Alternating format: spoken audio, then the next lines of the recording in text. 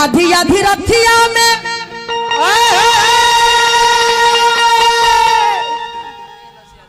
अरे छोड़ता पसेना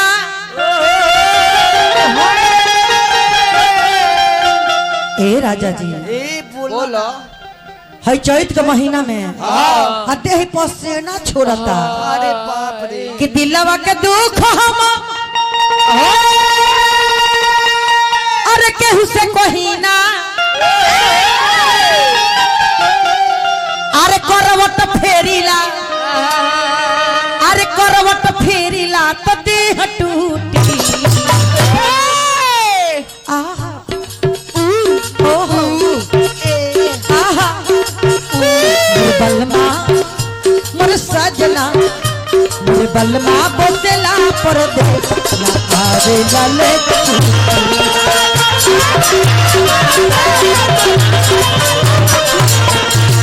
बोतला पर देखला आवे लाले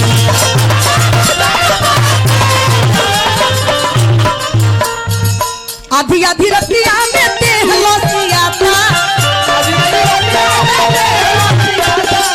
चढ़ली जवनिया के भार ना चाहता करवट फेरीला तो देह टूटी ओहो अरे कहाँ जाई रे आया है मोरे बलमा मोर सजना मोरे बलमा बोतला पर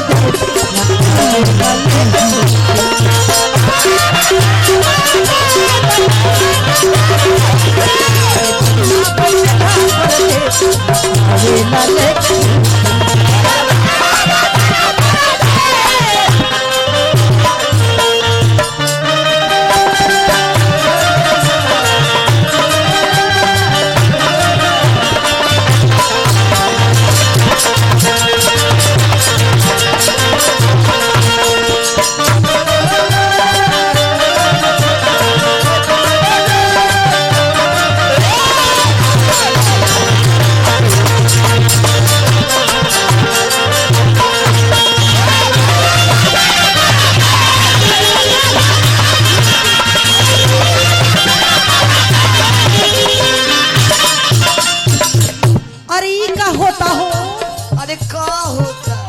ए राजा जी अरे बोला ना करे जी आधी आधी रतिया में बोले ले कोई लिया निक नहीं लागे राजा नाम दी के बोल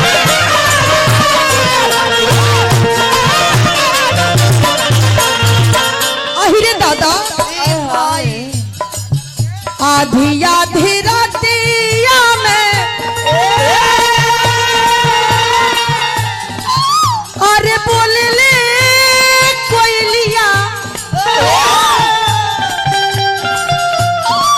निक नहीं लागे राजा नंदी के बोलिया निक नहीं लागे राजा नंदी के बोलिया हम का जानी हो अरे का होई हम नहीं जननी करम फूटी ए तार कोमर जड़ गए हम का जानिए राजा कि ऐसा ने तू मिल जाइबो हम नहीं जननी ए राजा जी बोलो अब उनका तनी फरमाइश कुछ और बा हाँ जी आधी आधी रतिया में बोले ले कोई लिया निक नहीं लागे राजा नाम दी के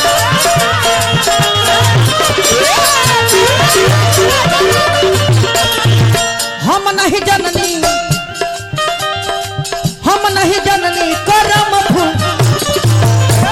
ए मयो रे ई का होता दूरी बनाए रखे ई त छतरी ई बड़ा देखलू होगा कदी है भाई मेहरारू के ताकत के अंदाजा न लगेला ना जी वो चाहे दी तो मर्द के मुँह दी हां मन तरनु ये बात के तरह माने के पड़ी आ चाहे दी तो आबाद घर के बर्बाद भी कर दी अच्छा और चाहे दी तो बर्बाद घर के आबाद भी कर सकती है सब क्वालिटी रहुआ लोग इनमें बे आई देखी पैसा देवे लगला ठेकैता भैया। रहुआ उठाए में अपना नचनिया कहना तो हम ही लगा भेज दे। हां हमने इसका अरे हम नहीं जननी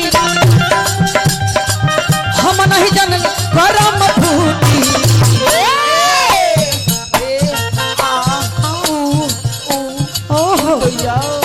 मरे बलमा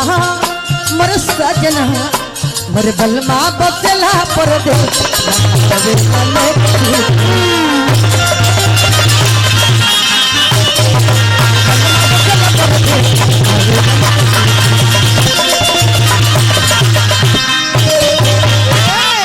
बोली श्री रामचंद्र की जय।